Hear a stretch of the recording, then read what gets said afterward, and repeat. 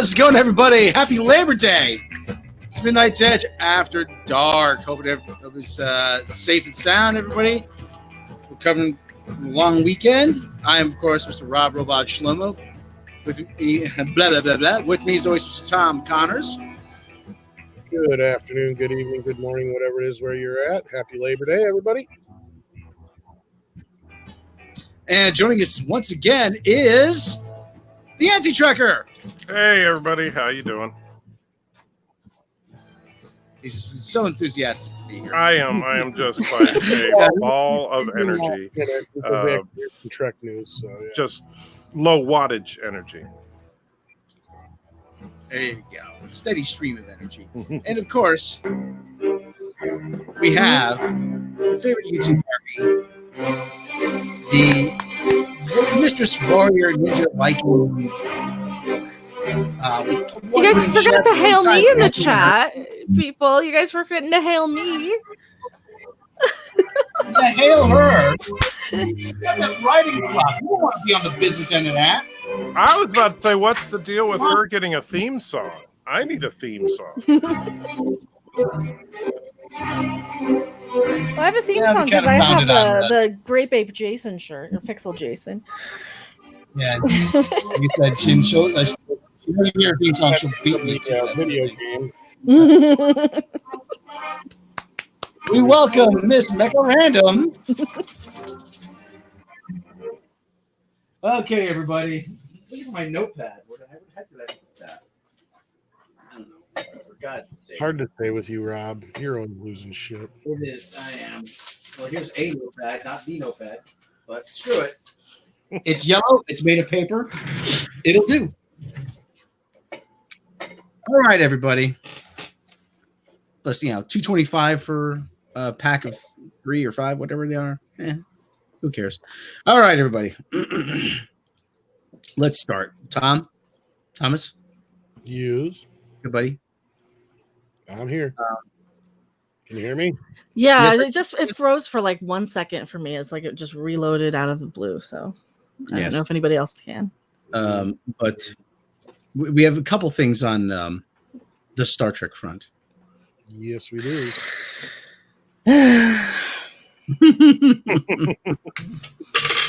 Let the heavy sighing begin. On Jake Picard, they have production. Yeah, that's a good name, Jake Picard. Yes. Well, it's fucking Picard. Now, old man Picard. Now, old man Picard. How was the production on the show? Fucking long, man. And what, like almost a year? Mm-hmm. I'm not a young gentleman anymore.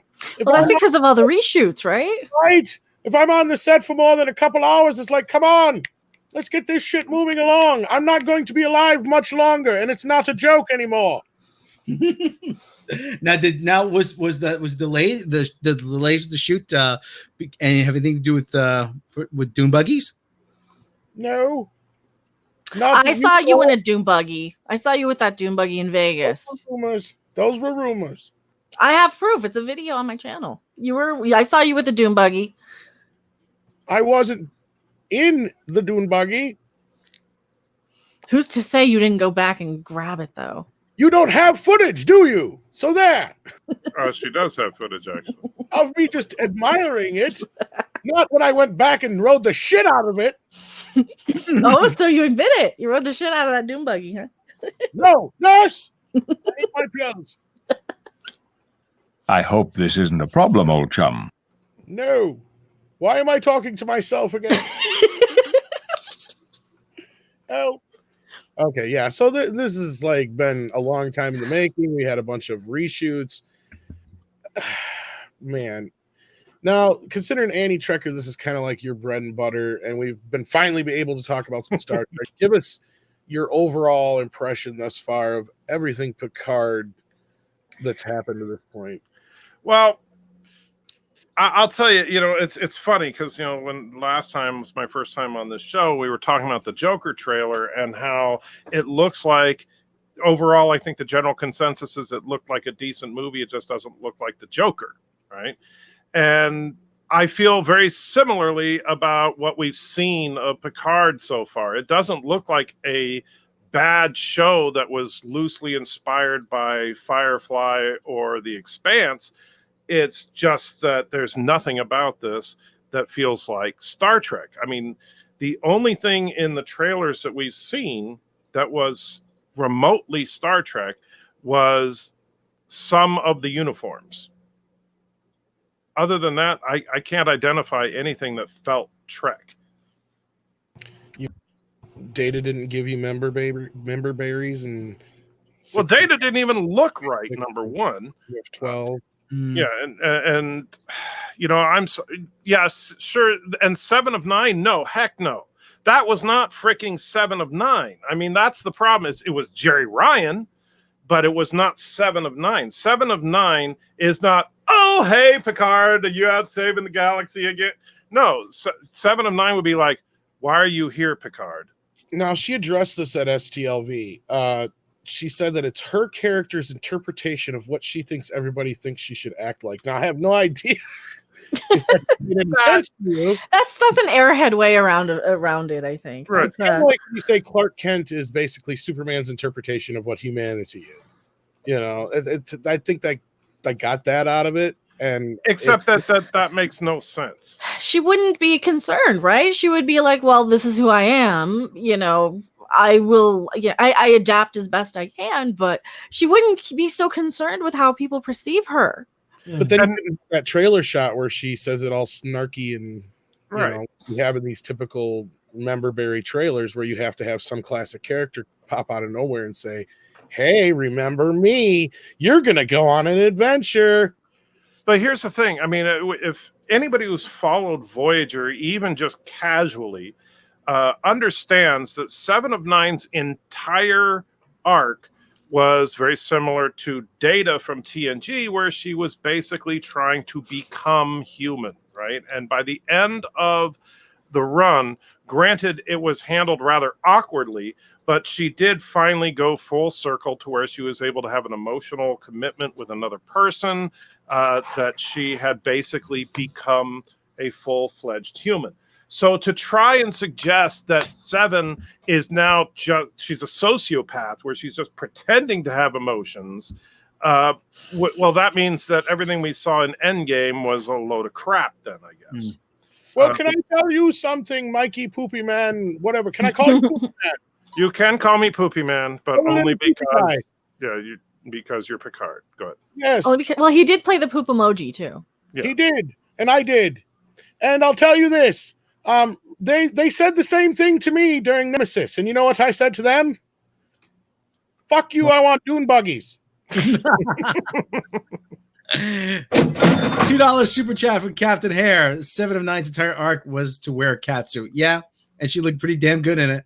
No, yeah, you're but Kate Mulgrew says TOS is the show that is, you know, misogynist. And we'll get to that in this next story. But no, you're completely right about everything, joke aside. Yeah. Well, no, and Jerry Ryan even corrected a fan who was trying to paint this. Like, there was an article from a few years ago that some fan was quoting, like, Jerry Ryan hated every minute of being humiliated in that cat suit. And she's like, actually, no, I liked this. This was the choice, and this was the reason behind it. And I didn't hate being paraded around.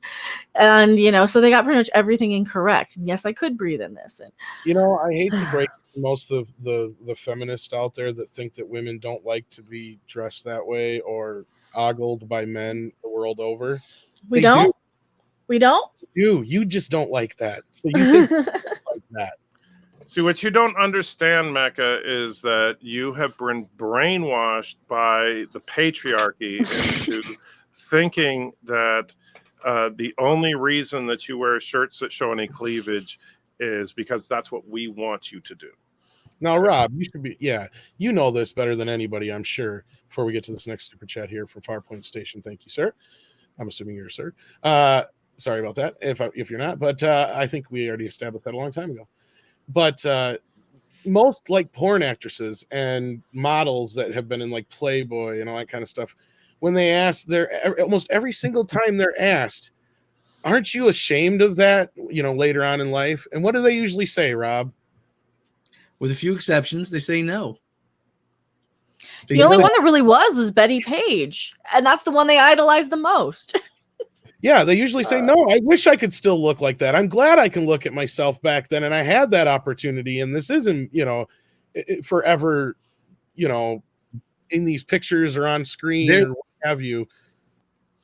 Well, and it ultimately boils down to, a big part of what at least the United States is all about, freedom of expression.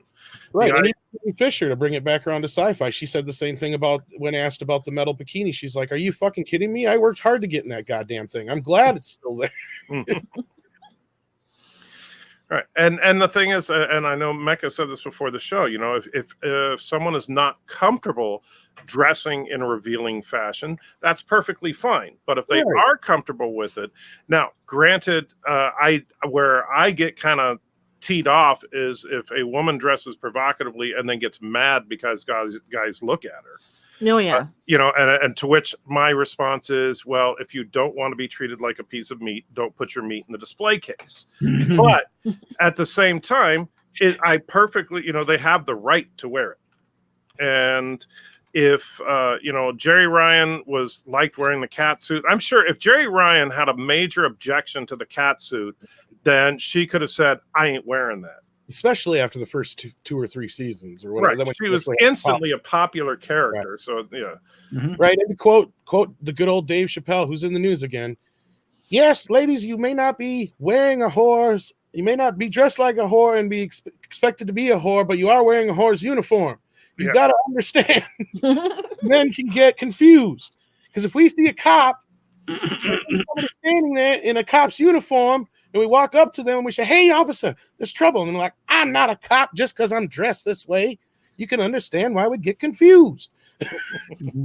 Mark Gonzo in the chat says Linda Lovelace said she regretted it. Well, it was a different time back then. A lot of yeah, totally different situation. Again, like Rob said. Yeah, that was But the thing is that you can always find anecdotes of people that were, and it's not just the adult industry, but no, I was just bringing that up as a prime example. Yeah, but you can always find instances of people that were abused, people that have had horrible times and stuff. But that doesn't mean that everybody is an abuser. It doesn't mean that just because it's true that there are abusive husbands, but guess what? Not every husband abuses their wife.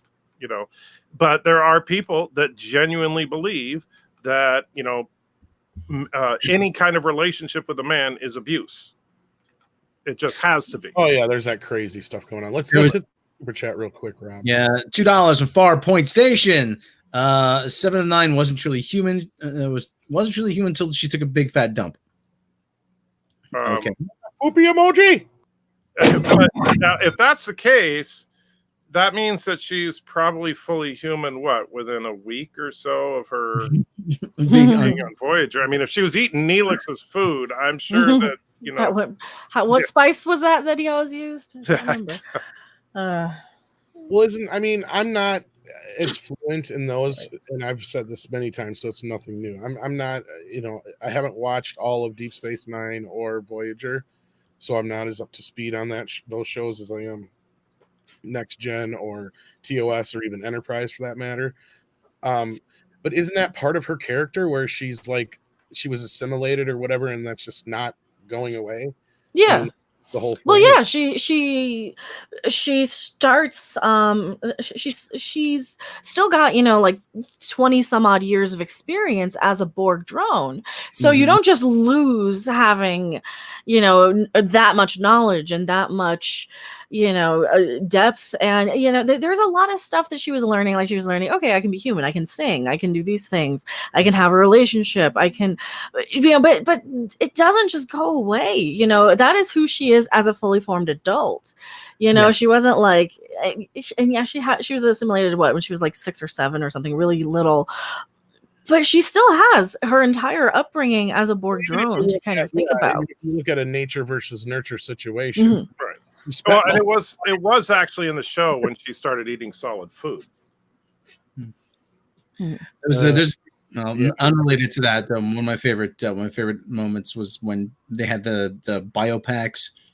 Mr. Neelix, don't you need bacteria to cultivate cheese? Yeah, and it infected all the systems. And Neelix's horrible cooking almost destroyed the ship in more ways than one. But anyway, we digress. I definitely need to get to those, but there's a little comment that'll lead us perfectly into our next segment, unless you had something else to say about Picard, Rob. Well, only that you've ensured that we're going to make videos for the next 6 months. Yep. Well, I mean, I hope it's good. I do hope it's good. I just have no hope for it. We don't want, for the record, we do not want to hate it. That's none of us want to hate Star Trek, but I want to go into this. I want to go into this the same way I am the Dark Crystal. I'm like, oh, what's the next episode? When do I have time to sit there and actually watch an episode without being distracted and doing things, right? That is what I want with Star Trek. And I don't have that. I have can we just cancel this already so I can go back and watch Dark Crystal? Right. Like that's how I am, right? Speaking of canceling things, Max Mercer said not even the Borg would assimilate Michael Burnham. Well, that's because she's already too much of a Borg already. Yeah, she's too perfect. They wouldn't have anything. I mean, they would just make her the queen, and then Right, and which I'm sure that's coming. and then she's gonna go back in time, and she's the original Borg queen again because they're gonna do more time travel. Well, no, but here's the thing. Now that Discovery is going to be in the distant future of Trek instead of in the past of Trek, then they can actually have Michael Burnham single-handedly take over the Borg and not have it ruin, and make them perfect. Yeah, ruin continuity. Yeah. Yes, because the Borg are always looking for perfection.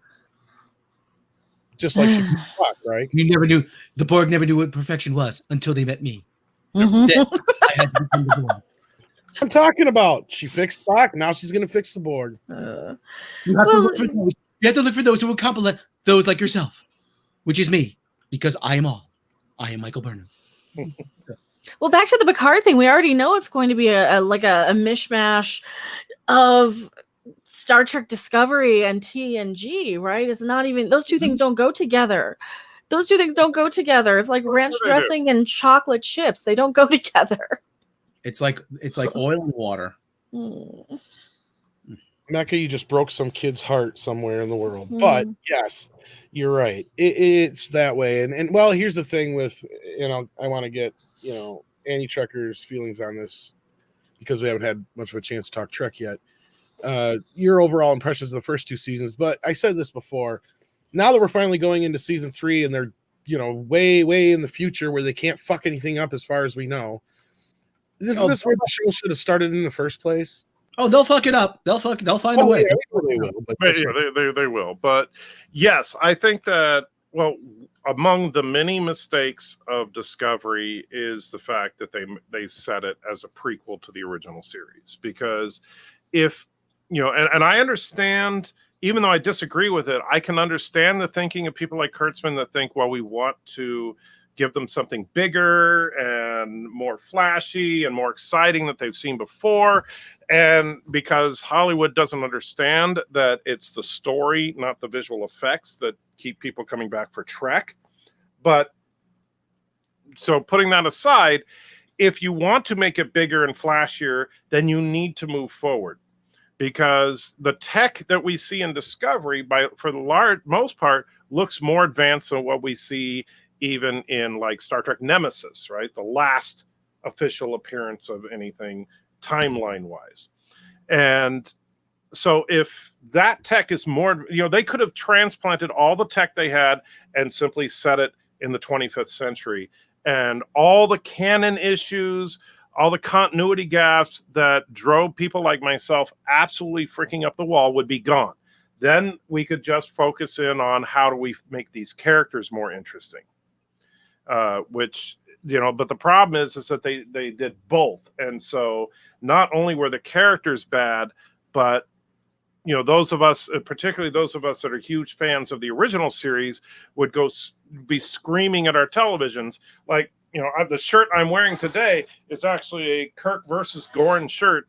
I didn't know what we were going to be talking about, so it's kind of funny. But, and the fact that Lorca had a Gorn skeleton in his closet 10 years before Kirk made first contact with the Gorn. That's because we're not allowed to talk about that shit. Right, except Let's go. no, the only thing that that's the thing. It's like, okay, they're not allowed to talk about the exploits of the spore drive, right? That's all classified. But it's not like Lorca, because did Lorca just like magically find a Gorn skeleton floating in space, and it happened to have a directory next to it saying this is a Gorn. Gorn are reptilian creatures. No, he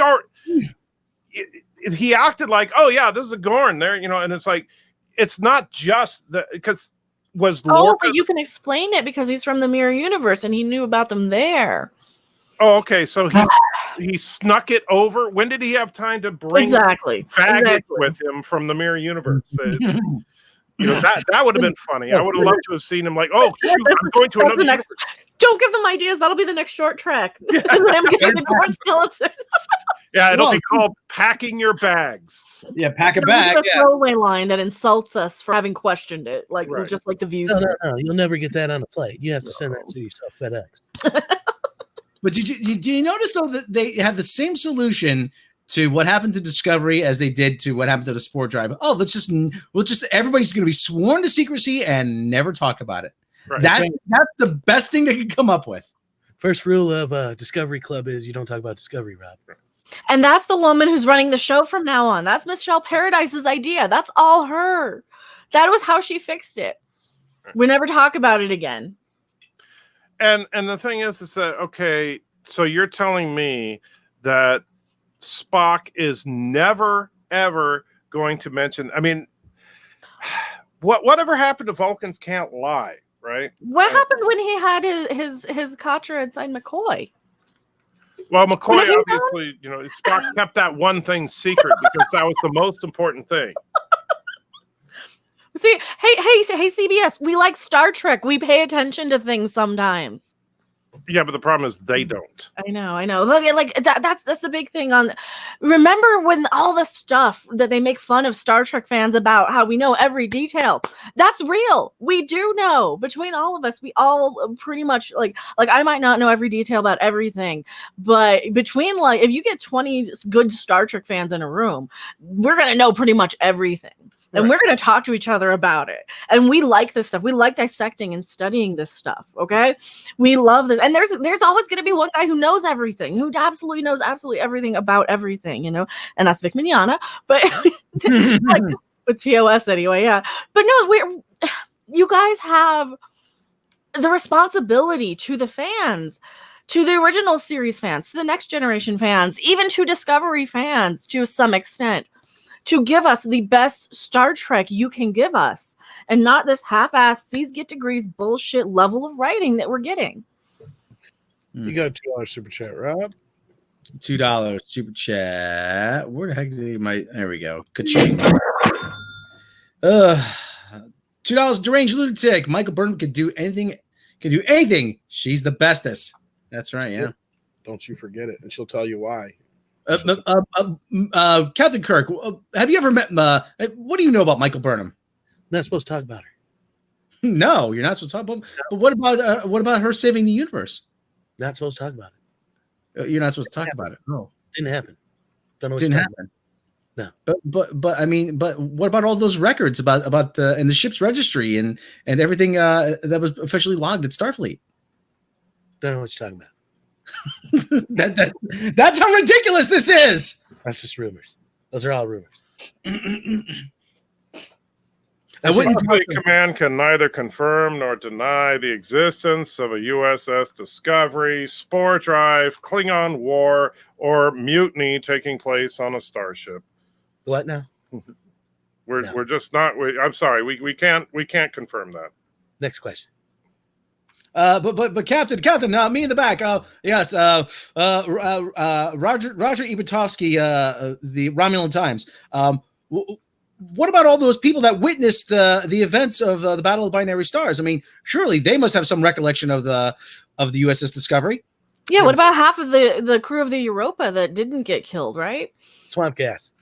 Yeah, there's swamp gas reflecting. The families of everybody from how long did that war go on? Like 6 months, a year, 8,000 some people died. And that's episode where they're zoomed in and she's all 8,175 people died since that. What about those people? It was a skirmish, and it lasted 2 days. Unfortunately, it's just a coincidence that at the time these conspiracy mongers are talking about this Klingon war, we happen to have a training exercise accident that went awry and it destroyed 3/4 of Starfleet. But Yes. Gas and training. I'm wondering if there's like a 23rd century equivalent of Alex Jones. Klingon War was a lie. The Klingon War never happened. It's all a conspiracy by Starfleet because they're turning the Gorns gay. That's why. They're turning the Gorns gay, and you need to buy my Romulan Vitality Mix. That's not true. No. It wasn't the Gorns. It wasn't. No. It was the water. Starfleet is turning the Gorns gay, and they're messing with the genetically modified corn. No. Starfleet made the Klingons into Klingorks. That's what it is. Starfleet is performing experiments on the Klingons, and they're turning into Klingorks. This is the first step toward the new galactic order.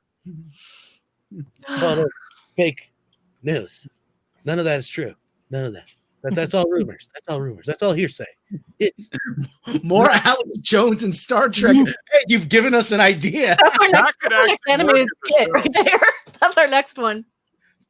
Animate that. Next, you're going to tell me that thing's a thing. It's not a thing. It's not. I know. Yes, the Starfleet is genetically modifying the GAC, the live worms, the GAC that the Klingons are eating, and it's turning the Gorns gay, and it's deforming the Klingons into Klingorks. You're missing the obvious point there. Okay, what Starfleet is doing is they're infecting everybody with spores. Spore drive is a way to spread the contrails to infect people and wipe out the memories of the USS Discovery. Don't you see that? It's as clear as day, people. And the universe is flat. Don't you know that? If Spock had a sister, I'd know about it. Because I would bang by now. Sector 31, Alex. Sector 31 is spreading the spores to wipe out people's memories and to form the Klingorks. Don't you see people?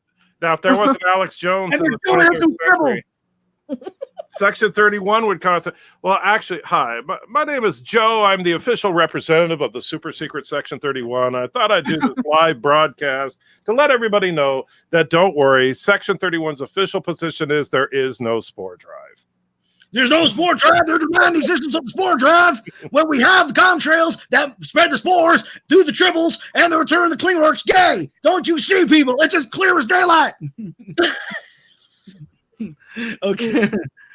Aaron denied. Oh, the next conspiracy, though, is that the Vulcans are running around putting themselves in human bodies, putting their souls in human bodies. Well, they are. Now we'll have changelings in Starfleet. Trust me, playing Spock's sister, if he had one, I would have. You know, if there's anything that's going to get a raise out of that Vulcan bastard, it's going to be, hey, I fucked your sister.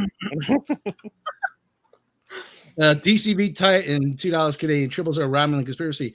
We've received word from a secret mole inside Section 31 that genetic experiments are taking place to place human beings, their brains and consciousness inside Klingon bodies and vice versa. They're perfect sleeper agents. Don't you know that? That's a rumor created by rumorists. That's created by Vulcan extremists. Yes, logic extremists. Logic extremists. The logic extremists are just part of the puzzle, people. The official position is there is no Section 31. There is no Section 31. How can we know Section 31 when we all have all these gay Klingorks and gay Gorns? It is a conspiracy, people. It is a conspiracy, and the only way to defeat them is to buy my super male vitality. 24.5. No. Those people you saw in the black uniforms, those aren't Section 31. They're just thespians. How do we know them? We know them by the black comm badges. That's how we know. No. That's how they dressed in the 20th century. $9.99 from Mexican Iron Man. Where was that, Tom? Oh my God, keep this going. Can I get it? What would a gay Klingork even sound like? That's why, because they're like, I can't understand you, and oh my God, I would never wear that in public. Yes, it's for the honor. Don't you know how honorable we are? Oh my god. $2 from Aaron Donato. You earned it, Rob. Thank you. This channel just got shut down by YouTube. What did you do with your hair, or should I say, where did it go? Oh my god. Oh no. Black and silver armor is so last season. Oh, no. That bat lift. Oh, please, honey. Please. I've used bigger blades to clip my toenails. Okay. And the torch, besides being impractical, is not working. It's not going with your shoes at all. No. First thing we're gonna come nice. We're gonna redecorate this entire bridge. Torches, so last century. Yes. So long. They're like so 1865.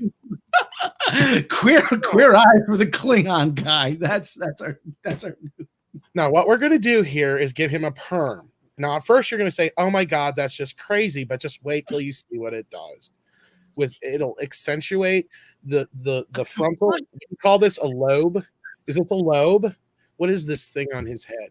This is okay. This is going to be better than anything you're going to do on Lower Decks. Okay, Right? Actually, the funny thing is it's entirely possible that the producers of Lower Decks are watching this stream right now and taking scrupulous notes. Copyright, trademark, Midnight's Edge After Dark. And the nose rings, honey, they've got to go. Okay, they were so 1990s. You're not a biker, so let's move it. Oh, Louise. Oh, please pour me another glass of blood wine. I gotta have my blood wine. Maybe the huge Joan Osborne fans, right? Kapla. Kapla, indeed. On our next segment, We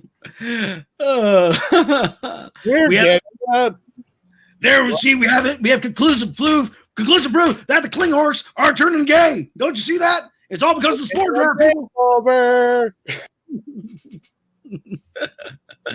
Oh God. Oh boy. Metapsychosis Alex Jones. Section 31 is an hidden time war. We're gonna do your favorite thing. We're going shopping. Oh my God. Oh, Farport Station just has the best fashions this season. Okay. Not Farpoint. That was last season. Okay. No, all right. Labor Day. Jesus Christ. Did you hear about what those whores were doing over on Risa? Oh my God. They are just They put the bitches to shame. Okay. Where was the story about there was something we were supposed to talk about, wasn't there? I forget. So Star Trek Discovery Season 3 will be more optimistic according to Jonathan Frakes. Yeah, Not according to the panels, though. No, comicbook.com, owned by CBS, by the way. No, you're getting that wrong. It's right. It's more optimistic because they can't destroy canon anymore, as far as we know. Well, that's how they want to turn the Klingorks gay, is by deceiving you with more fake optimism, people. Don't you know that? See, it's optimistic. We said so. Well, and this is the same. And don't get me wrong. I mean, I'm not knocking number one from TNG, but this is the same Jonathan Frakes that was out there saying how everybody was going to absolutely love that they were turning Star Trek into an action franchise when they were trying to make the movies. And so, because he actually says that's what the fans really want. When they were working on Nemesis and he was fighting the Riemann dude and throwing him off of the bottomless pit on the Enterprise, it was like, yes, this is what the fans want. We want Star Trek to be mindless action. Oh, no. One of the things that worked about Nemesis for me was the nature versus nurture debate, and that intellectual thing, not the action. I don't remember any of the action shit. The action in Nemesis was lame, to be honest. Yeah, exactly. Old Man Picard, what worked about Nemesis? We think we know the answer. Dune buggies, my friend, and lasers. And I like seeing what was going to happen with Picard and the Romulans, like how he was kind of building a bridge more towards the Romulan, to having them as allies and stuff. Like that was more fascinating to me. Because that was Star Trek, wasn't it? It was all the, it's everything that was shit about episode 1 of Star Wars. All the political stuff that would have worked so well, and they should have just swapped them, right? No. All right, let's do this. Let's do this story here. Star Trek fans can expect to return traditional Star Trek optimism in Star Trek Discovery's 3rd season, according to Jonathan Frakes. The former Star Trek Next Generation star is a regular director on CBS All Action series. During a panel at Fan Expo Canada, a fan asked Frakes about the somewhat darker tone of the modern Star Trek compared to the older shows in Gene Roddenberry's original vision, born out of the culture of the 1960s. Frakes says Discovery will be embracing that old school optimism as it jumps into the future for its 3rd season. I can tell you that this much about season 3 of Discovery. It is, in fact, much more optimistic, Frakes said.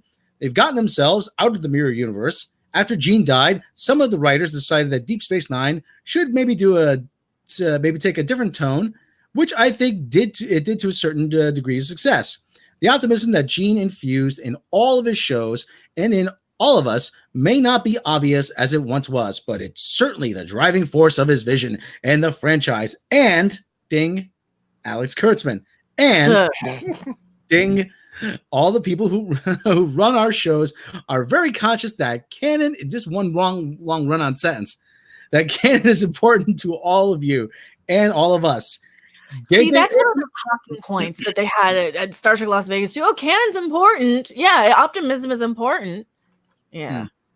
The problem is that they've, and this is where I get upset about these types of articles, is that Alex Kurtzman and the rest of these people have been saying this crap over and over and over, and they've just consistently been lying about it. They've said how many times, oh yeah, we're gonna, we care about canon. Well, we respect Star Trek, we respect the vision, but it's clear that they don't, because when you see the final product, then everything they said was a complete lie, or they're just completely Batwoman crazy.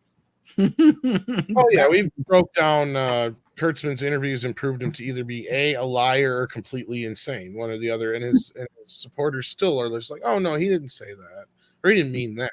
Just a bunch of horse shit. What do we get for Super 99 from Thomas Potts? Thank you. At you didn't tell us. What at AT? Anti-tracker. Yeah. Right. Oh, okay. Anti-tracker. He didn't tell his followers. Oh, because here's the thing. I usually stream at about 7:30. That's why I was asking how long we're going to run, because I'll start at 8 tonight. And I couldn't. Since it was so last minute, I had no way to tell everybody, hey, I'm going to be a little late. So you're on the East Coast. I'm in the Central Time Zone. Okay. All right. Okay. Well, anyway, a little bit more. Well, there's a little bit more to this. J.J. Abrams' movies, I thought, were very uplifting and wonderfully told stories. You are delusional. There needs to be a conflict to make drama. So I'm here to share that Discovery certainly is taking a more optimistic traditional Star Trek approach in the next season. The new season of Star Trek Discovery adds Michelle Paradise as co-showrunner along co-creator Alex Kurtzman. Oh, get the ding up. Get the ding up, Mecca. Okay, ready? You won't be able to hear it. Oh, wait. No, you wouldn't be able to hear it. It's on my soundboard. Somebody I can say it. Oh. Wow. Yeah. Michelle joined us midway through the season. Michelle joined us midway through season 2 and energized the room with her ferocious knowledge of Trek, Kurtzman said when the new season was announced. Her grasp of character and story detail, her drive, and her focus already became essential in ensuring the Trek legacy. And her fresh perspective always keeps us looking forward. I'm proud to say Michelle and I are officially running Star Trek Discovery together. How many was that? In other words, I lost count.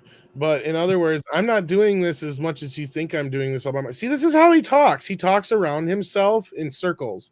But he's also said these exact same things before. I mean, word for word, some of these is like the whole thing about how Michelle Paradise has this incredible knowledge of the series and all this respect for the legacy of Trek. They've said that a million times, and it's clear when you watch season 2 of Discovery. The ironic thing is that there were some elements that were actually moving in the right direction that then by the end of the season, they decide to just drop their pants and take a giant crap on. Mm-hmm. And so don't tell me Michelle Paradise fixed everything when it's the end of the season that ruined everything. She wrote that finale. And that finale was an insult. That could have been the stupidest thing I've ever seen. It was Really. terrible. I'm not even talking. It was terrible. I'm not even just talking on. I'm not even talking on Star Trek level. I'm talking about just for sheer stupidity. Mhm. That was the dumbest thing I've ever seen. They conveniently forgot elements of their within the show. They made stupid decision after stupid decision. Don't forget having Spock big fix, and like- Sarek apologize for being men. Oh God. The whole hey, we need to go to the future to defeat Control now that Control is defeated. Right. But you don't even need to. Oh, and they'll never speak of it again. There, it's fixed. Fuck you. Like, seriously, lady, fuck you.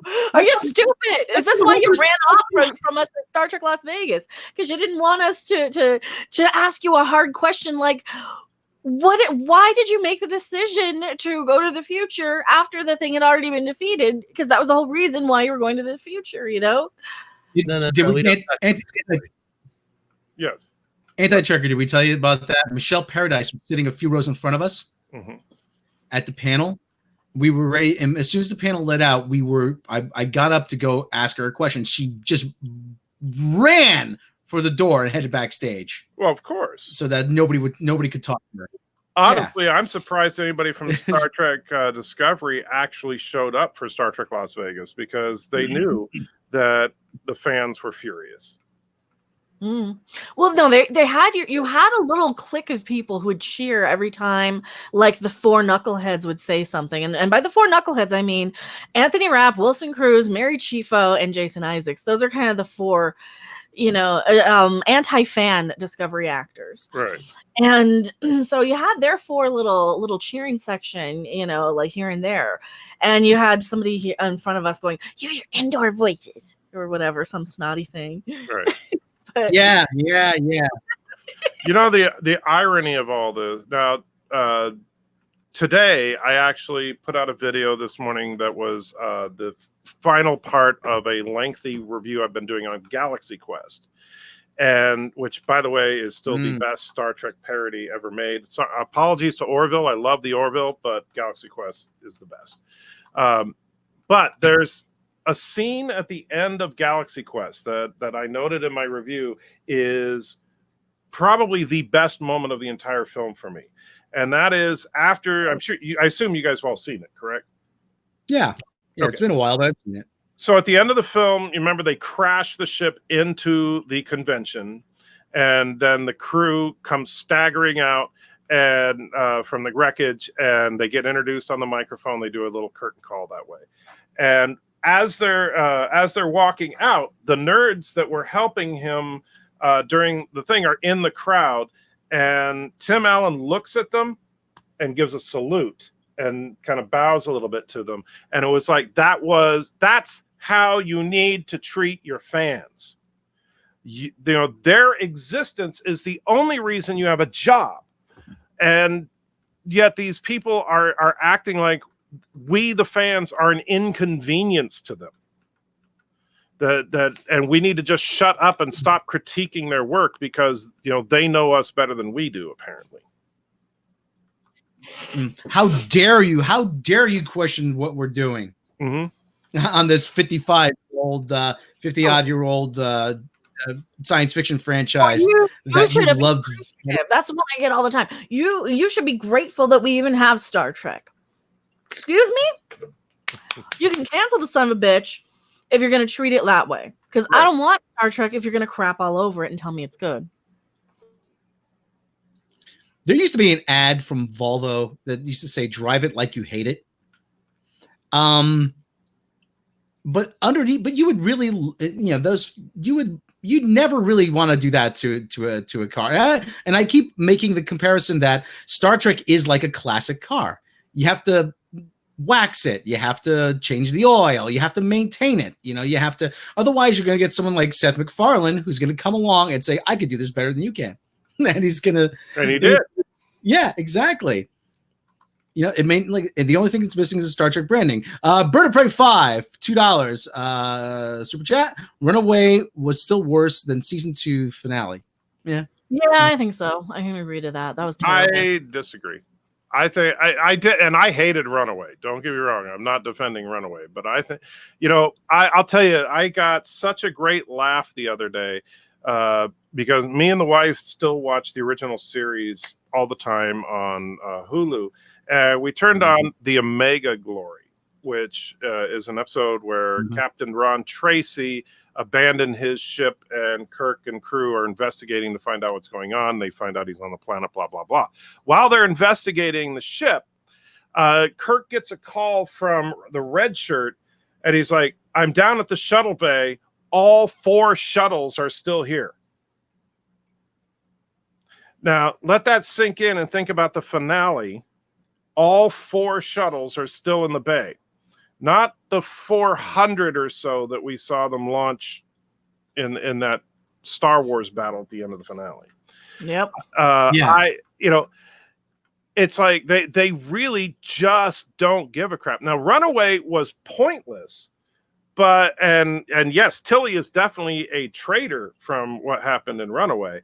But that finale, it's like they took elements of what was looking like they were trying to move it in the right direction and then squashed it. And to me, that's worse, because Runaway, quite frankly, while I thought it was horrible, was not surprising.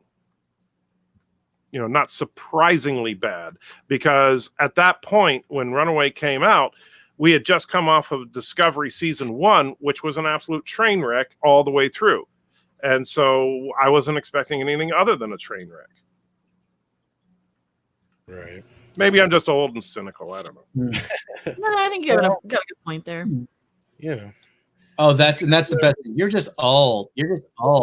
This is not for you anymore. Right.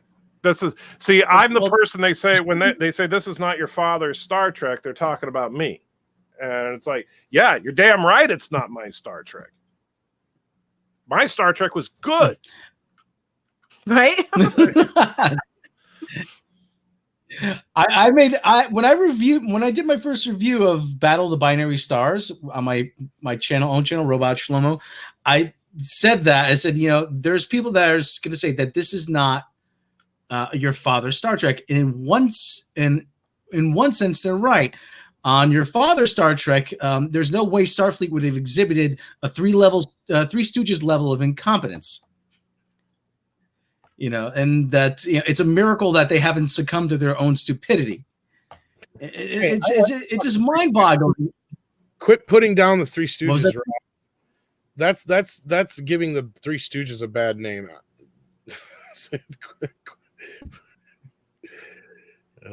The Three Stooges ain't even that bad, man.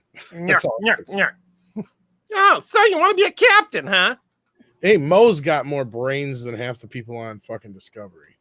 Hey, Mo. hey, Mo, what does this button do? Photon torpedoes.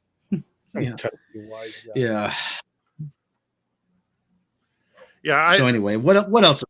But when they start talking about optimism, I think what they mean is that, basically, I think they're just giving it lip service to try once again to get the old school fans to try and watch, because that's the same crap that they pulled when Discovery season 2 was coming out, and they said, you know what we're going to do? We're going to make canon work. We're going to, by the end of this season, everything's going to fit in one nice, tight little package, and you guys will be completely happy. And then what did we get? We got, everybody don't talk about it. And that's talk about Discovery. That's first rule of Discovery Club. Which I'm perfectly okay with. If they want to say don't talk about Discovery, then let's not have a season 3, please. Exactly. Can we just concentrate on, just concentrate on making a good story, try to make Picard as good as possible. Lower Decks, I think, is just a really bad idea from the get-go. I mean, I'm sorry, but Star Trek is not supposed to be a zany comedy for kids. You know, and the Nickelodeon show sounds even worse. So, oh yeah, they're gonna be terrible.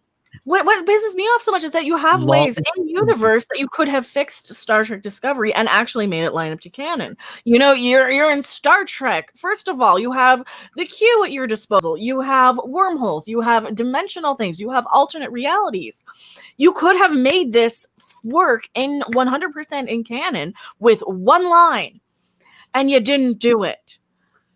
and you know, when I think about these two animated shows that I'm sure that are going to be lots of fun to review as long as you have a steady supply of alcohol handy, but I think they're going to be they're going to be absolutely horrible. But then I think about the Star Trek the Animated Series, which most people don't understand because most people haven't seen it, but most people have no clue how good that show really is. Yeah, the animation sucks. But the writing, holy crap, that is probably the best written children's show of all time. And people have no clue as to the fact. And the reason is that they just got sci-fi writers to write stories for it. And they didn't say, and dumb it down for kids. No, and they were able to do stuff like have Cations and right. Larry Niven wrote an episode. Yeah. You know, you have actual science fiction writers writing these stories that you could now do because they're animated. It was an opportunity. It wasn't oh crap, now we gotta dumb it down for kids. It's like, no, we can do these alien crew members. We can have a guy with 3 arms on the bridge because just animated. You know, we can say, hey, what if we had a deck or a room in the ship that projected holograms everywhere and we're somewhere else. Right. That came from the animated series, so it's very underrated. I enjoy it. And the thing is, so is that now we're going to get animated shows that are just meant to be Rick and Morty in space, and it's going to be, you know, fart jokes and all that crap. And it's like, why? How is this Star Trek? You know, what happened to the franchise? And when they want to give optimism lip service, do they even know what that word means? No, they don't.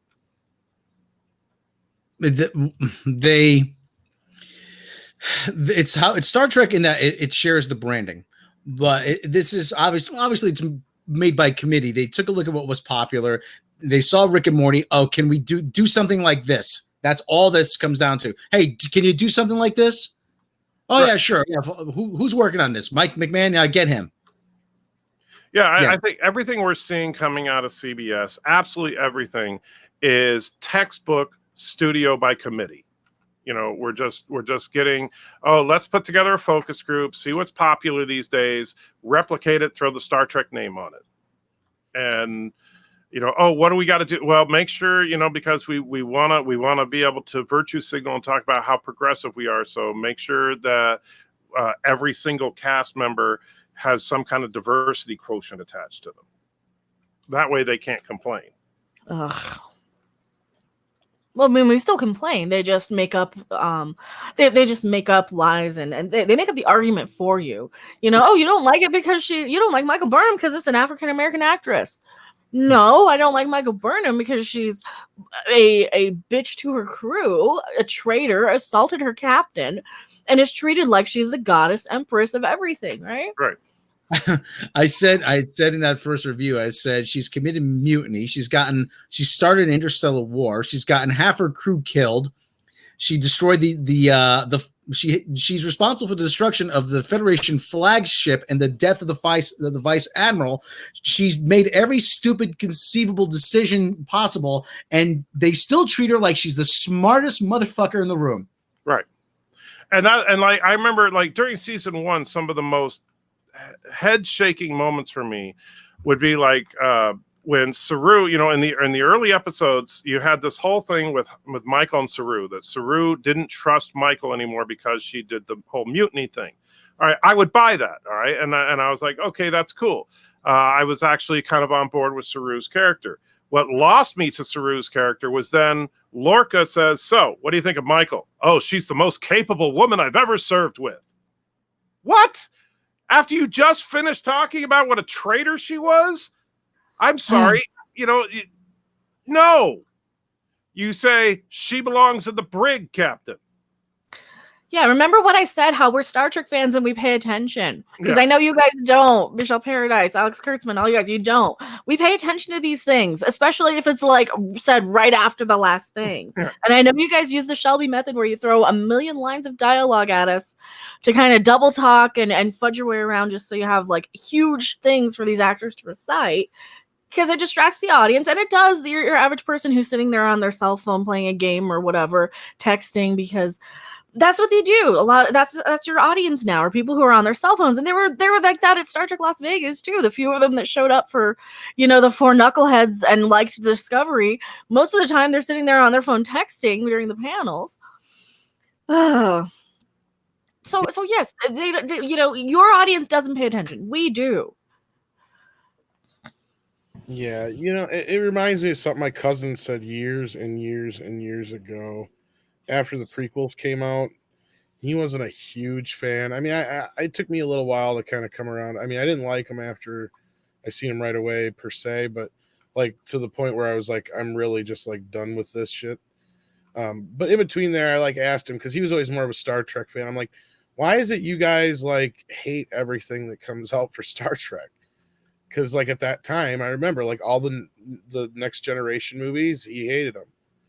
All Because all they were bad, but yeah, all this stuff that was going on, and it's like, I'm like, what's wrong? What is it with what's the deal? He goes, here's the difference between Star Wars fans and Star Trek fans. He goes, Star Wars fans find excuses to like Star Wars. Star Trek fans find the things that they love in Star Trek. It's like, how did he put it? It's like, basically, I fucked up how he said it, but it was like, he's like, you guys will find reasons, like to like it, even though it's bad. Like Star Trek fans won't, basically, in so many words, and they'll even nitpick on the littlest things. So it's like, they need to understand, and this is what I was getting to with the whole point, was like, they give a shit about the canon. They give a shit about the little intricacies that, when it came to the prequels at that time, and it's still to this day, a lot of Star Wars fans don't. Like, they're blind to a lot of that stuff, and it's like they'll overlook a lot of the inconsistencies between the first trilogy and the second trilogy, because that was what it was. I was kind of defending some of the, I would say this. I wouldn't say the Star Wars fans necessarily find excuses as much. I would before Disney. This has to be noted, though. This was before the whole Disney. Right. Obviously, because they feel completely betrayed now. And a lot of fans were trying to connect the dots and say, because that was the whole thing that started the whole argument. My cousin's like, this shit's stupid anyway, because that's not even what Obi-Wan said to Luke in Star Wars and blah blah. He went on this whole diatribe, and it's like, well, yeah, but and that was when I still defended the prequels. So that's what started the whole damn thing. Well, but I would say that Star Wars fans are a little more forgiving when Maybe that's what it was. He was like, they're more forgiving. That's how he said it. He goes, Star Wars fans are more forgiving than Star Trek fans. He goes, the problem is we'll look for things to like about Star Trek, despite how bad it is sometimes. But he's like, we won't forgive it like you guys do with all this garbage and blah blah blah. Yeah, because he just went on this diatribe about how bad the prequels were. Sorry, go ahead. No, I'm just saying that I think that like with Trekkies and Trekkers, like you were saying, canon is absolutely paramount to us, right? We absolutely care, and we have to resolve all those inconsistencies. We have to figure out, why is it that the range of this weapon was 200,000 kilometers in one episode and 180,000 kilometers in another episode, and so we want to figure all that out and come up with reasons for all that to work. In Star Wars, honestly, Star Wars isn't about the techie stuff and isn't about the little detail stuff. Star Wars is the overarching big picture, good versus evil. That's what it's all about. Star Trek is not about good versus evil. It's about the human condition. He got a lot of that too, and he was like, I was out of that shit when Yoda started bringing out his lightsaber. He's like, damn. And he's just going on, just anything to like at that time, because I was like, you're wrong. Star Wars is awesome, No, you're right though. That's what I would say about, like, with Star Trek, I cared how long it took to get to one point to the next. In Star Wars, I don't care that they have fuel, and I think it ruins the story. It ruins the fun and the adventure. It's not about how long it takes. It's like to bring in the Dark Crystal again. It's like you don't care that oh yes, they just happen to meet each other because whatever, because that's lucky that they happen to run into each other. You take it as as a given because you want to get from point A to point B. That's the adventure. That's the journey on Star Wars, Indiana Jones sort of movies, Goonies. It's from getting to point A to point B. You're not thinking about time. You're not thinking about even a lot of continuity on some of these things. Right. You're thinking about the characters, the story, the fun, the adventure, the good guys beating the bad guys. Right. Nobody cares about the fact that in between Empire Strikes Back and Return of the Jedi, we don't know what the hell happened, but all of a sudden Luke is a badass. We just accept that it's been a few years and now Luke is a badass. Because and that's but if it were Star Trek, no, we need to know every detail of how Luke progressed, right? If it were Star Trek, we would need to know exactly how a lightsaber works. And so even though it would be all, fictional BS, we still want to know. We want to know, okay, so there's a dilithium crystal in there and there's a little antimatter injector. And so, we want to know all that crap. Whereas with Star Wars, it's just, hey, it's a laser sword. It's awesome. Right. And I think George Lucas himself actually caramelized that into a perfect little saying when, if you watch, I think it's From Puppets to Pixels, I think it's called, for Attack of the Clones on the DVD. Making of Attack of the Clones. He says, like, because he's having an argument with, not really an argument, but kind of like the artist is saying, this is not how it would work. This is how Yoda's cloak would actually move in gravity. Like, yeah, but I don't care. Just do it that way. Just make it, because it may not be scientifically correct, but it's artistically correct. And I always point to the fact that we never had fuel as a thing in Star Wars, and really until Jedi. Yeah, there was an off mention of it in Revenge of the Sith, but it really didn't play an integral part of the story. Right. Well, I think the closest thing we got in like classic Star Wars was in Empire. Han said, "Bespin is pretty far, but I think we can make it," and that's about the closest we got to the fuel thing. Yeah. Well, like I said, we think we can make it. He could have been alluding to other things like in Imperial Presence or pirates or whatever, But I never once, like I said, we never once questioned how Luke can fly from Hoth to Dagobah and then from Dagobah to Cloud City on one tank of gas. Right. But all of a sudden, survived, yeah. But all of a sudden now the rebellion gets 8 miles to the gallon. I mean, who's making the starships? GM. And their tanks only hold 3 gallons. Right. Exactly. Yeah. Right. And that's what took me all back to it. Is then that quote kind of made me understand what my cousin said, and kind of what Anti-Trekker basically said too. Is the same thing he kind of said to me in a lot of ways. And that's what I got. At least even as bad as the prequels are, George still got that about Star Wars, is that it's not scientifically correct. It's artistically correct. Star Trek, on the other hand, is always supposed to be scientifically correct. And I think that was the whole point, was that and I think that was the other thing at the time, because I'm like, I saw the the Next Generation movies in theaters, and I'm like, they're all right. I didn't think they were that bad, but I also wasn't a stringent watcher of the Next Generation show either. I had seen, like, at that point in my life, very random episodes that whatever showed on Sunday night at 10:30 or 11:30 or whatever it was on fucking the local CBS channel I had after Siskel and Ebert and MASH.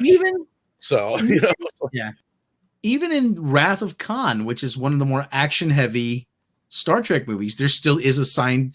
There is still a scientific. There still is a science behind the Genesis device and Regular One and all that stuff, and how the brain slugs work, But the sad thing is that, see, Star Trek 2 is, yes, it's got an action premise to it. It's a revenge film, essentially, but it's an intelligent one. Yes. There's really not that much action in it. Right. Well, yeah, there really isn't. It's more strategic.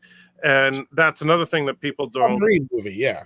Yeah, like nowadays a battle, and I know that some people hate me for this, but I even, I poo-pooed a little bit on some of the big battles in Deep Space Nine for this, is that now it's like you throw so much on the screen, you have so many things buzzing around and shooting and pew pew and explosions and everything. And of course, then Discovery took it to the ridiculous degree, but you don't get a sense of what's really happening in the battle. Right, you just see lots of explosions and bright lights and pretty colors and lasers. That's all I can. Yeah, but when you watch Star Trek II, you know every step of that battle. You know the repercussions of every shot fired, and it makes a difference. People think there's more action in Star Trek 2 than there really is. It's just because it's shot, because Nick Meyer knew what he was doing, and he's like, oh, this is just like basically like a pirate movie or submarine movie or whatever. Yeah. Mhm. But I would argue that Star Trek 3 and Star Trek 5 have more action in them than Star Trek 2 does. And But it's Trek 3 part of the definitely. problem of the movies, because they turn it into an action movie by the end of part 3 and stuff like that. Yeah. But it's those moments though that are paid off in the action though. I mean, you have those moments like when Kirk uses the the prefix code. Mhm. I mean, it's going on there. It's all the actions in the camera and the editing. Yeah, but it's the tension building up to that though. The countdown, the ticking clock, 45 seconds. Khan, how do you know you'll keep your word? Oh, I've given you no word to keep. It's like, yeah. And then time's up, Admiral. And he just has that look on his face. That look and that's a real Kirk moment. That look on his face. Here it comes. Right. Now. And I like one of my favorite Kirk moments from Star Trek 2 has got to be when Kirk is taking a bite of that apple and says, "I don't like to lose." And it's like that was quintessential Kirk right there. Is that he's been holding Ace up his sleeve this whole time and doesn't bother to tell anybody. And what a lot of people don't realize, and I think it's kind of one of those nuances to the film that just kind of goes past everybody, is people love to make fun of that, of William Shatner going, "Gone!" right? Because it's so hilarious. That was fake. That was Kirk bluffing. That was Kirk purposely going over the top to make Khan think that Kirk had lost it, because Kirk knew the whole time that 2 hours later he's going to be kicking Khan's butt. Yeah, and the movie puts it right in our face too, because Spock's like, and it's real obvious unless you're really, really dense. He's like, if we were to expect, and this is one of the only reasons I don't like it in the movie. If hours were like minutes, because even Khan would be smart enough to figure that out as a code. Hours would seem like days, Admiral. Exactly. So it's like, duh, we know what he means. Like, I would almost have like not done it like that. You just, because Star Trek fans are smart enough to know if there's a code, and Kirk knows the code. Because Khan's too smart. He would have figured that out in no time. Because then they cut right to a scene of his guys listening in anyway. Well, Khan thought he had figured it out. Remember when he resurfaced on the other side of a regular one? Where is she? And the Enterprise wasn't there, and then best we could do in 2 hours, Admiral. Khan thought he'd figured it out. Yeah, but Kirk had outsmarted him again. Well, Khan, I'm laughing. Superior intellect.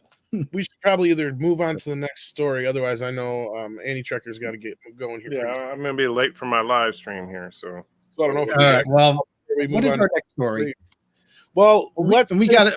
Your stories we have for next week. Let's just do like this Netflix one real quick, and maybe the other one real quick, and then that way at least we covered the basics. Mm-hmm. All right, Netflix is going to drop the binge model. Yeah, because this isn't going to take too long to talk about. Did you want to stick around for that? Yeah, we can talk about that. Yeah, we kind of. This is like, I'm not surprised. And it's not all the shows. I guess some of them are still going to be the binge shows where they drop all at one time. But this is the same thing that everybody's doing, including CBS All Access. To go back to Discovery a few minutes ago, they want to make sure you keep Netflix, not just for a little bit, but for the whole year round. Just like CBS All Access wants to make sure Star Trek fans keep Discover or keep all access all year round, not just for Discovery. So, yeah, go ahead, Rob, and kick off this story real quick, and then we'll get into it.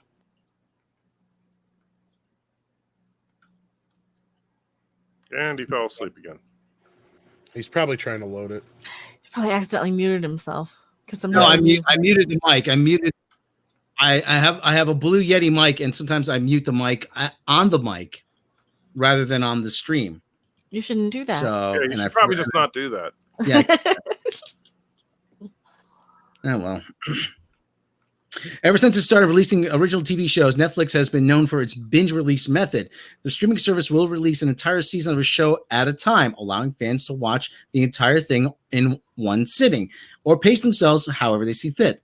There were a couple of early experiments with the release model, but Netflix has mostly stuck to the idea of binging. Well, that's about to change for a couple of shows as the streaming service is looking back into weekly releases. The new season of The Great British Baking Show, hello, is the first program to get updated weekly treatment. It has usually been released differently in the US and the UK, allowing Netflix to release it all at once. However, this time around, Netflix really wants to keep the suspense of eliminations alive. If you go looking at the listing of The Great British Baking Show, you'll see just one episode available for Collection 7. There are future episodes shown, but none of them are able to be watched. Instead, there is just a release date of that single episode. Releasing each episode weekly will allow viewers to keep up with the reality competition just as they do shows that air on cable. The Great British Baking Show isn't the only competition series dropping the binge Netflix, blah, blah, blah, blah, blah. They're not, it's not the only one. The streaming service released the first look at Rhythm and Flow last week, a rap competition series featuring T.I., Cardi B, and Chance the Rapper as judges. This show will be released in groups each week and every week. On October 9th, the first 4 episodes of the series will be released. Those all make up the audition portion of the series. 1 week later, on October 16th, episodes 5 to 7 will be released. The series wraps on October 23rd when Netflix releases episodes 8 through 10. Hulu has tried a similar release model over the years, releasing the first 3 episodes of a series on the first week, giving fans a chance to really dive in and see it if they really like it, and then moving to weekly release schedule after that. Do you think, you think you're going to like it, blah, blah, blah, nobody cares. All right. So I really doesn't affect me all that much. No, but this goes right to what I'm not surprised, as I said in the lead-in. You know, goes right to what they're doing. They're going to try and compete in the upcoming streaming war. I'm not surprised. There's one reason for this and one reason only, and that is Disney Plus. Yeah. The simple fact is that they know that Disney Plus is the first streaming service that's going to give them a serious run for their money. And I think it's a stupid move, quite frankly, because even though I recently dumped Netflix actually because they weren't putting out enough content that I cared about, but one of the things that kept me with Netflix for so long was the idea that, oh, cool, I can watch the entire run of a show over a weekend and not have, especially these serialized made for Netflix shows like the Marvel shows and stuff, where each episode ends with a cliffhanger. Those are meant for binge watching. And, you know, if I was watching a show like that weekly where every single episode was a cliffhanger, it would be driving me freaking nuts. So I'd have to wait till the end of the season and just watch it all at once anyway. Right, I'm kind of the same way. I mean, I understand Mecca's one of those, she likes to spread them out, and there's shows where I have done that in the past. Right, but like, it just depends on what I have time for. Right, yeah, that's just it, the time factor. Yeah, like, now that I'm like doing YouTube and stuff, like when I was just working like retail or something, I could sit there for 6 hours and binge watch, you know, half a season of something. But now it's like I have maybe 15 minutes here and there.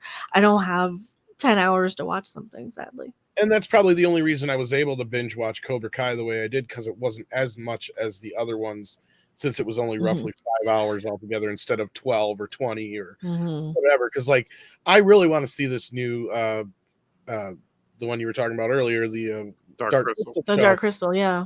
But it's 10 episodes at an hour a piece. They're So an that's hour each, hours yeah. of your life, basically. Yeah, and it's good, and I want to like you know how when you're watching something like you can watch something on the side, like I can watch a YouTube video and be uploading something or be surfing the internet looking for what I'm going to talk about, right? With Dark Crystal, you know, I don't want to be like on Twitter talking to anybody. I want to be actually focusing on it because it's really good. I don't want to miss it. And it's kind of hard to take an hour where I don't do anything, you know, like social media, YouTube. I don't, you know, look away. I'm not playing a video game. It's really hard to find that kind of time. And We hate being super busy. $4.99 from our good friend Echo Base Network. How you doing? Hey, Echo Base. Ka-ching. Thank you. Kapla. Hold on. Let me see here. Echo Base Network. Hail, guys. Putting each of you in a big upcoming project we are working on. Can't wait for it to be finished and share it with all of you. Thank you very much. Very Echo Base. cool. Very cool. All right. Anything else we got to cover, Tom? Well, I said let's you can pick one of those other handful of stories we had in the group chat, and then we should probably call it a night, and then we can save the rest for later if not, because yeah. So you can pick whichever one you want to do, and then we can call it a night. And then if Mike has to go, he can go now if he needs to, or he can wait out just a few more minutes if he needs to. Otherwise, we're cool with that. Whichever you decide, sir. All right. Well, I've been dying to do Wheel of News, and this would have been a good place to do it. Say Wheel of Nudes. Nudes. Wheel of News. Oh, okay. No, Wheel of Nudes is the porn podcast that we do. Yeah, here. I missed that one. Okay, we got a Marvel story. We got She-Hulk. We got Kathleen Kennedy. Let's see. Why don't we save Kathleen Kennedy, because that's going to be one that's a talker. So let's save that one, and that one will keep. Yeah, Well, the I'll be JJ. on Well, we could do a Wednesday. whole. Yeah, I we would could do a whole love to thing on talk that. about some Kathleen Kennedy. So yeah. Mm. Oh Yeah. yeah. Oh, there's gonna be a lot of Star Wars stuff too. There's the JJ thing. There's the All right. There's a lot. All right. Anthony. Let's do the Anthony Mackie one. Okay. All right. Where's that one? Okay, I got All right. it. And this just goes to show you people cannot keep their story straight. There's a Anthony couple Mackie- related, right? Yeah. Anthony Mackie has said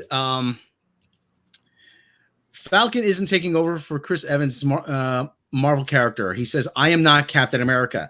Is Falcon the next Captain America? Anthony Mackie, 40, who plays Sam Wilson, aka Falcon, in the Marvel Cinematic Universe, including the record-breaking blockbuster Avengers Endgame, recently said Falcon will not be taking over for Chris Evans' character, Steve Rogers, or Captain America. Endgame spoilers. Okay, if you haven't seen Endgame, who hasn't at this point? Avengers Endgame left many questions unanswered and posed even more to fans by the time the film came to an end.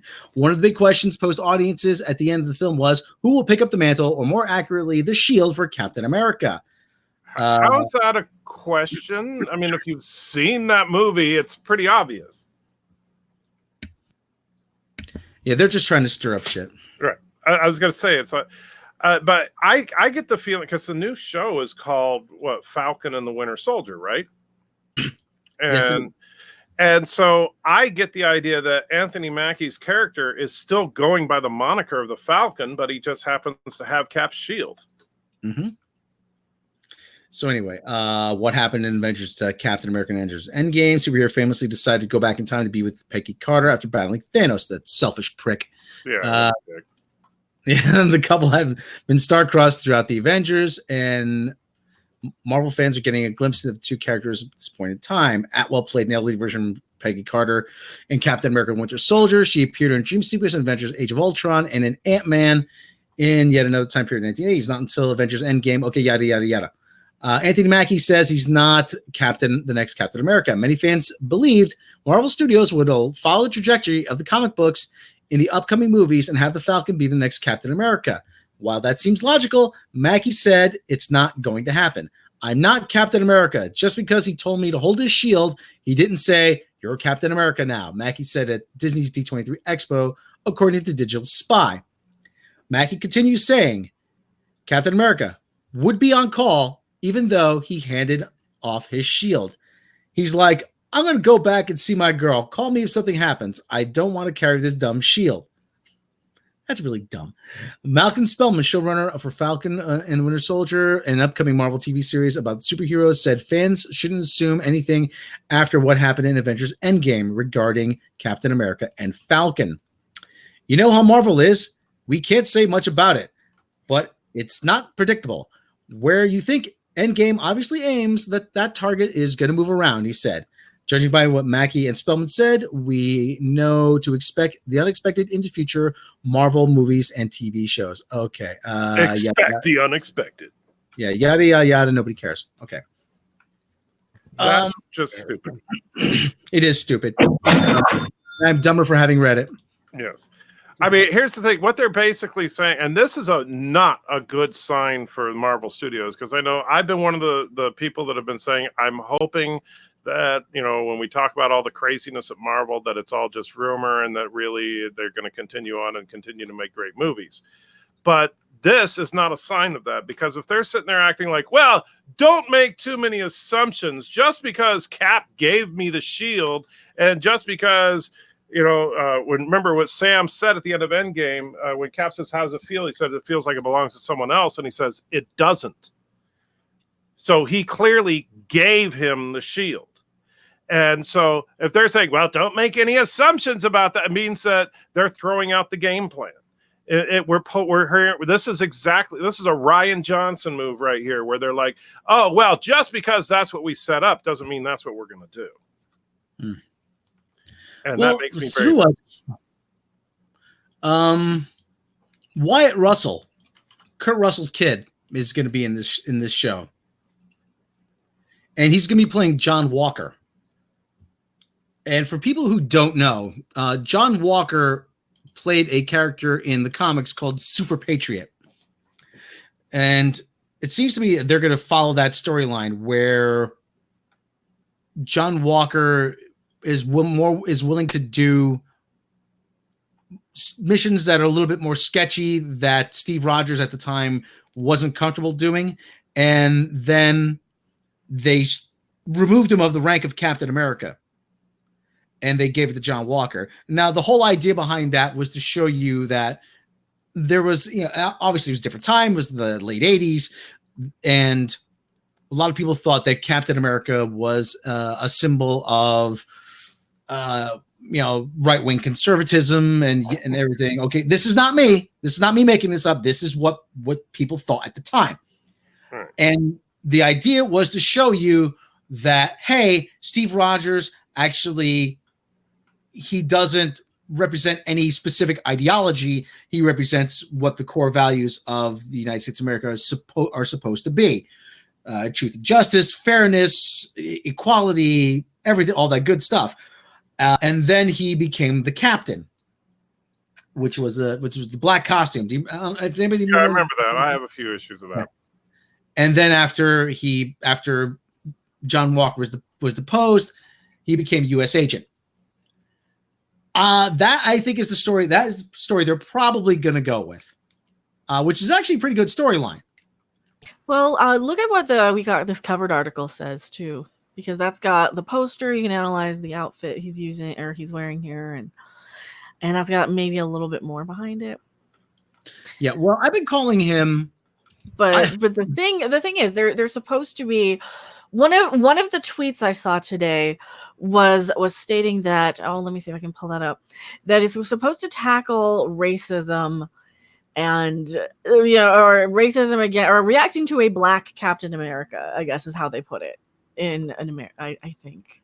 Let me find exactly. That's really great. I mean, that's so timely here in 2019, because we all know that the first thing that happens when somebody walks in who's black is everybody freaks out. Yeah. I know, because we care anymore. That's the thing. It's I grew up watching all kinds of shows with all kinds of people, right? I grew up watching everything from the Jeffersons and the Cosby Show and Good Times to Married with Children and Roseanne and everything, right? We don't look at people, and say, hey, that's a this color, that's a that. People don't do that. We just don't. It's just Hollywood thinks that that's all people do. No, that's but that's the mentality that we're getting out of Hollywood, is that that's why we got crap like Discovery, where they really think they have to preach to us about tolerance because, everybody in America is just ready to string up somebody that doesn't look the same, and it's like, where have you been for the last 50 years? The civil rights movement came and won. It's the fight, as far as the legal fight, is over. But Hollywood can't see past that. They can't. They want the fight to be there still, and they don't understand that. And I'm sorry. I understand. I'm not saying that there's no bigots in the world. I'm not saying that there's no misogynists in the world.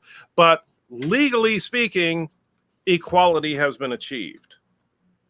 Yeah, here we go. It's from the MCU Direct Twitter handle here. The Falcon and Winter Soldier series on Disney Plus will explore the public's reaction to having a black Captain America, with Sam Wilson taking over their shield, according to the show's writer. And here we go. Is it this? Yes, this. We got this covered. Oh, here is this one. This article right here. Yeah, that one. Yeah. Ugh. Yeah, it's yeah. How much you want to bet that they have some crap going on in like the American South, and so everybody hates? I'm just waiting for that. Well, yeah, we can't have one of them kind of people wearing the red, white, and blue. As the first series set in Marvel Cinematic Universe to debut in Disney Plus when it arrives next week, Falcon and Winter Soldier will be under intense scrutiny from fans and critics alike. The MCU is already most successful franchise in the history of cinema, which they are looking to actively destroy. Now looks to transfer this pop culture dominance to the small screen. There's still over 12 months to go until the first episode is available. But following San Diego Comic-Con and the recent D23 Expo, more information is steadily being revealed about how the show is going to play out. Plot specifics are being kept under wraps, which is par for the course with Marvel Studios, with the end of Avengers Endgame, seeing Steve Rogers hand over his shield to Sam Wilson. It'll be interesting to watch now. The Falcon and Winter Soldier will deal with the passing of the Captain America mantle. John Wick writer Derek Kolstad, who's had a hand in developing scripts for the 6-episode run, recently took over Discussing Film's Twitter account and responded to several questions about Falcon and Winter Soldier, and hinted that the superhero show will be tackling some heavier than expected social and political themes. Oh, yeah, and then some. It's so relevant. Yeah. Okay, skipping down. There's been rumors that the plot will revolve around government refusing to acknowledge Sam Wilson as the new Cap, too, which potentially ties into recent casting of Wyatt Russell as Super Soldier John Walker. And despite speculation that the entire series could potentially turn out to be a disaster, we still have high hopes for the No, we still have high hops. Proofread your shit, okay? Oh, God. High hops. Isn't that something you can buy in Colorado? Probably. We got a special on Probably weed beer. I bet it's a weed beer. It's probably like... Now I got to look for it. Whether or not they ultimately end up addressing such potentially difficult subtext, go F yourself. So they're going to say the government is racist now? Yes. Well, clearly that's been the message all along. Sam, come in here. Obviously, there's some tension, and we just can't have one of you people as Captain America. I'm sure you understand. Take the man's shield. Yeah. I guarantee you that's what we're gonna get. That's what we're gonna get. Were they going back in time to like the 1800s? Well, or even I could even see like if this were a show that took place in the 1950s or 60s or something, maybe. Even though it would still be beating a dead horse, because I'm sorry, but the whole racism thing, it has been done to death. And Sam, we're just worried about if you have to rescue someone on, say, a bus.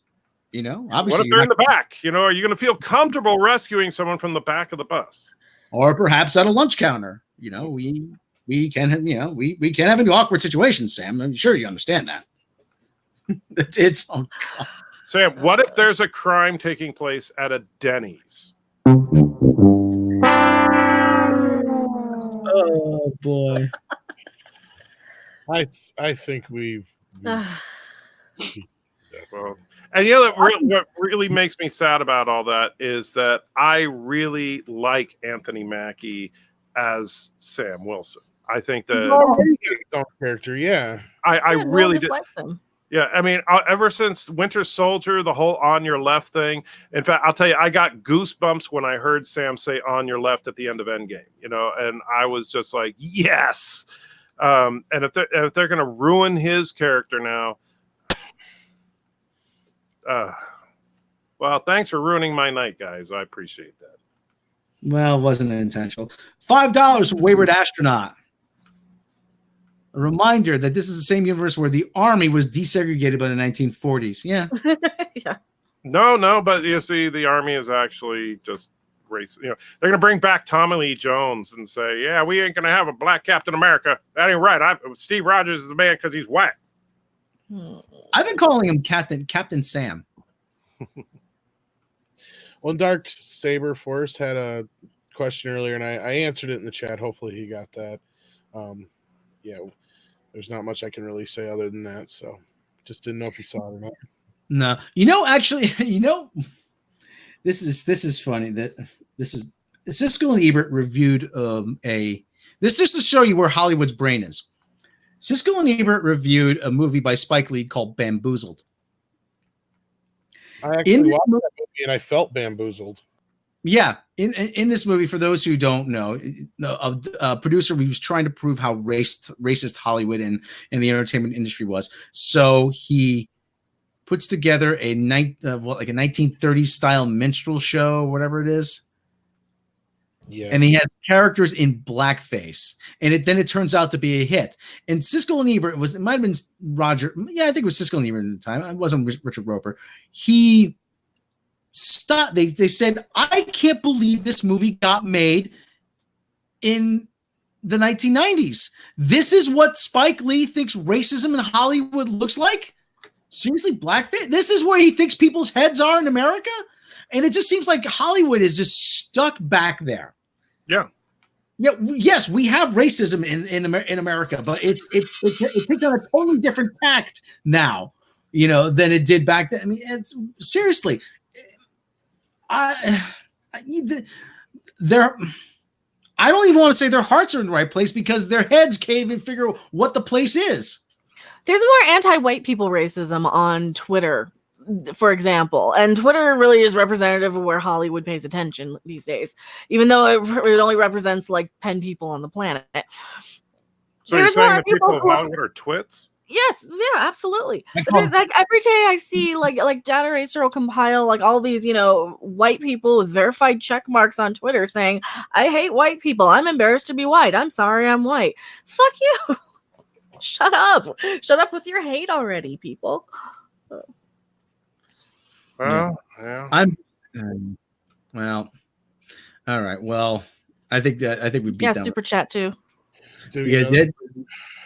What is super chat? Where did it go? Where has my super? Oh, Rosetta Allen. Sweet Rosetta. Wow, she thought she was a cleaner, but she was a frying pan. Everyone, donate to these guys. Amazing, good people. Thank you, Rosetta. Thank you very much. Wayward Astronaut, $5. Reminder. Okay, yeah, we got to that one. Okay, well, thank you. Well, anyway, we're going to wrap here on a bit of a downer note. Yeah, thank you for ruining my day. Now I get to go do my live stream and be depressed. That's what we do. That's what we do. We can't have anybody being better than us. Don't you know that? Yeah. Well, anyway, we'd like to thank Michael J. Crawford, the anti-trekker, for hanging out with us. Hopefully, this becomes a regular thing. Oh yeah. Hopefully on Wednesday we're going to talk about Kathleen Kennedy, right? That'll be more optimistic in a Star Trek Discovery kind of way, right? Oh yeah.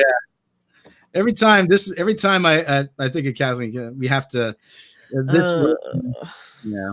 If only Kathleen Kennedy and Michelle Paradise could work together on something. Imagine how incredible that would be. Yeah. Well, would be hope that it would break something. So you're trying to bum me out now. We'll make you laugh, we'll make you cry, and we'll make your heart sing, but we won't necessarily do it in that order. So you just have to wait and see on every show. It's different. So.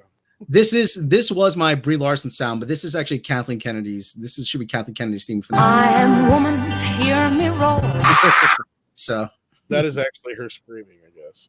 yeah, that is actually I was yes. cutting Brie that Larson. Speaking of Brie Larson, she is the only one worthy of holding Captain America's shield, after all. Yeah, that's true. Yeah, so Oh, good for you. that's right. Okay, like thank Michael J. Crawford, the anti-trekker, for joining us once again. Head on over to his channel, subscribe, look at that bell icon. Mecca, tell me about your channel. I am Mecha Random 42. I'm your favorite YouTube harpy. I got a Star Wars video coming up really, really soon here. And yeah, subscribe to me. Mr. Anti-Trekker, tell him one more time about your channel. Well, the Anti-Trekker, we talk about nerdy stuff, Star Trek, Star Wars. Not so much the article stuff, just talking about the stories more than anything else. I'm going to do a live stream. On our live streams, unlike here and almost everywhere, we don't have a topic, we just talk. So whatever you guys want to talk about, come on over. We'll talk about it in about 5 minutes. Freeform, yeah. Yep. And as I always say, if you like what we do here, like, subscribe, click the bell icon, and make sure you're still subscribed because YouTube has bad habits unsubscribing people. Like, subscribe on the main channel, click the bell icon over there. Head over to Patreon, bloopers, outtakes, lost episodes, behind the edge making videos, my 10-minute stand-up set, and more. You can also head over to Subscribestar if you don't like Patreon, and we have a PayPal account if you want to support the show directly. And as always, if you don't have the means to support us financially, like, subscribe, click the bell icons, share with your friends because we cannot do this without you. We'd like to thank Michael J. Crawford one more time, the Anti-Trekker. We'd like to say hi to our friends, Professor Geek, the Burnett Work, Egotastic Fun Time, Overlord DVD, Nerdrotic, Professor Geek, the Fan Man, tons of people. I far too many. Tom, who else? Robert Meyer Burnett, did you say him? Yeah, the Burnett Work. Yes, Robert Meyer Burnett, the Burnett Work. Comics Division, your boy Zach, Ethan Van Sciver, who Mary Hero Mayhem, Hero Hey, Umbrella Guy, Yellow Flash, Yellow Flash, Mexican Iron Man. Yes, SC Reviews, a lot of people. We like a lot of people. You get a car, and you get a car, and you get a car. Yes. You get Picard, and you get Picard. All right, everybody. Thanks for hanging out with us on this Labor Day. Have a safe rest of your Labor Day weekend. Take care, everybody. Back to school and back to work. Yeah, we'll catch you next time. You're a whore. I don't need to know what goes on in your bedroom. Ben Shakira. Do I have the finger? I like big Asian butts, and I cannot lie.